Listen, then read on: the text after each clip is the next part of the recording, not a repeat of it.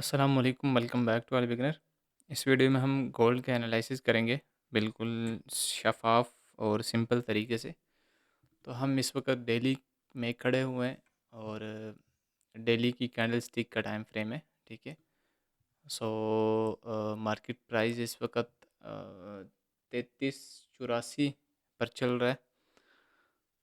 अभी मार्केट का gold price जो है वो यहाँ से सपोर्ट लेकर एक अपर साइड पे जा रहा है, लेकिन ऊपर से भी एक सपोर्ट यानी कि ट्रेंड लाइन जो है वो ऊपर खड़ी हुई है।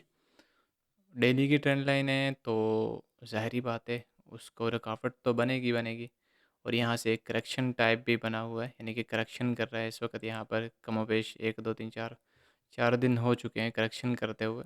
कुछ बड़ा मूव नहीं निकल के आया यहाँ पर। सो H4 में जाकर देखते हैं क्या हाँ सिचुएशन बताता है। सो यहाँ पर मैं पहले थोड़े एक कुछ एरियाज़ मार्क कर देता हूँ ताकि आपके लिए आसानी हो चीज़ों को ढूंढने में। सो एक ये एरिया है और दूसरा अम, दूसरा ये वाला एरिया है, ठीक है। सो अब आपने यहाँ पर H4 में आ जाते हैं। H4 में आ गए, यहाँ पर देखिएगा प्राइस जो है वो यहाँ पर सपोर्ट लेकर ऊपर साइड पर निकल रही है गोल्ड की। और नीचे एक H1 का एक ट्रेंड लाइन भी बन रहा है, यानी कि ट्रेंड लाइन जोन वाला, ठीक है।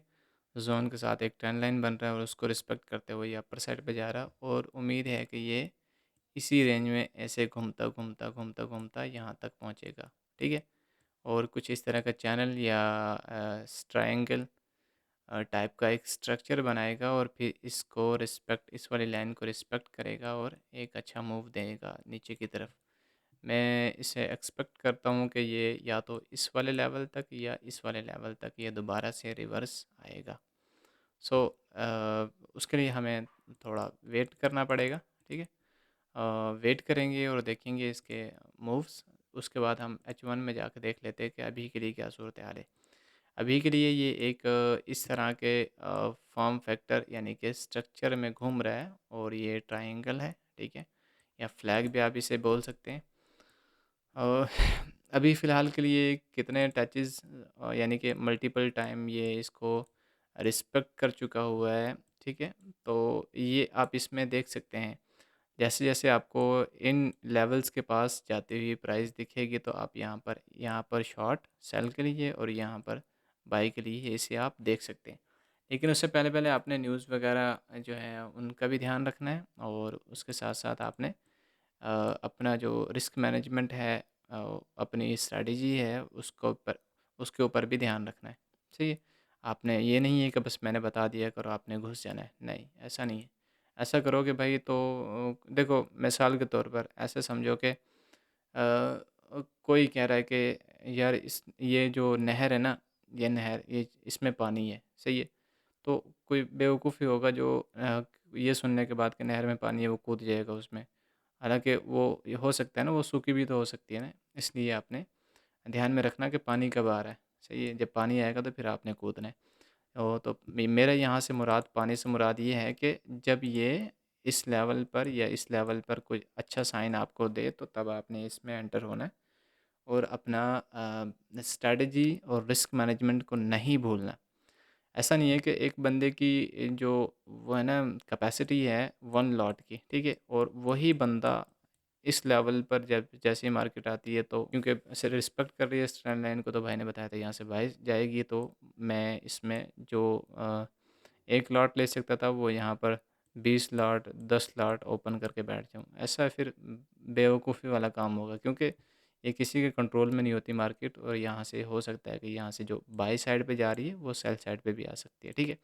अब मानो कि सिर्फ ये इसी ट्रेंड लाइन को यहाँ से आपने बाय किया और इसी ट्रेंड लाइन को ब्रेक करती है और यहाँ से फिर दोबारा से रिवर्स मार जाती है। आपको कितना दुःख लगेगा?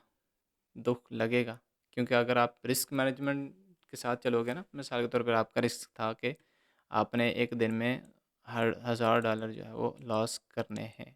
मतलब करने हैं, जानबूझ के नहीं करने, यानी कि आप इतनी लिमिट है आपके पास कि इतना कर सकते हो, ठीक है? तो आपने एक ट्रेड जो है उस पर सोचा हुआ है कि मैं 2 ट्रेड लूँगा और एक पर 500 रिस्क लूँगा। अब ऐसा नहीं है कि एक ही ट्रेड पर आप 2,000 पूरा का पूरा रिस्क ले लो।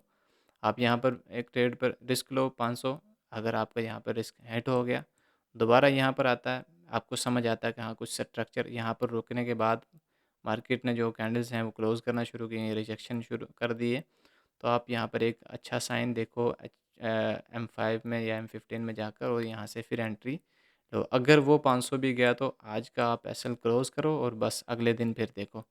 सो अगर यहाँ से ये अपसाइड पर निकल जाता है तो आपका जो पिछला लॉस था वो भी कवर हो जाएगा, क्योंकि आपका जो रिस्क रिवार्ड है, रिस्क आपका 1% है तो रिवार्ड आपका कम से कम भी 2% होना चाहिए, ठीक है? या 3% होना चाहिए। अगर इतना नहीं है तो फिर आप 1/1 रखेंगे तो आप अगर आप 10 ट्रेड ले रहे हैं उसमें से 5 प्रॉफिट में जा रही है, 5 लॉस में जा रही हैं, तो आप ब्रेक इवन पे रहेंगे। इसलिए बेहतर है कि आप अपना रिस्क रिवार्ड जो है बेहतर करें। 1% रिस्क और 2% रिवार्ड, या 1% रिस्क या 3% रिवार्ड। अगर आपका 2% रिवार्ड भी आया तो आपका प्रॉफिट भी आ गया, आपका लॉस जो होता है वो भी आ गया और आपका जो प्रॉफिट जो है वो भी आ गया, ठीक है? यानी कि 1000 आपके पास मैनेज होगा। अगर 3 होगा तो आपका 1000 प्रॉफिट आ जाएगा और 500 जो लॉस हुआ था वो वापस आ जाएगा। अगर इस तरीके से आप मैनेजमेंट नहीं करोगे तो फिर आप अपने आप को कोसोगे बाद में। कोसोगे इसलिए कि जब आपके पास कैपिटल नहीं रहेगा तो फिर आप ट्रेड किस पर करोगे? हाथ पर? थूक लगा लगा के हाथ पर ट्रेड करोगे? ऐसा नहीं होता भाई, सही है? तो इसलिए बेहतर ये है कि आप अच्छे तरीके से रिस्क मैनेजमेंट को फॉलो करना और फिर ट्रेडिंग करना। उम्मीद है ये आपके लिए हेल्पफुल रहे। मिलते हैं इंशाल्लाह नेक्स्ट वीडियो में। अपना ख्याल रखिएगा। ओके, अल्लाह हाफ़िज़।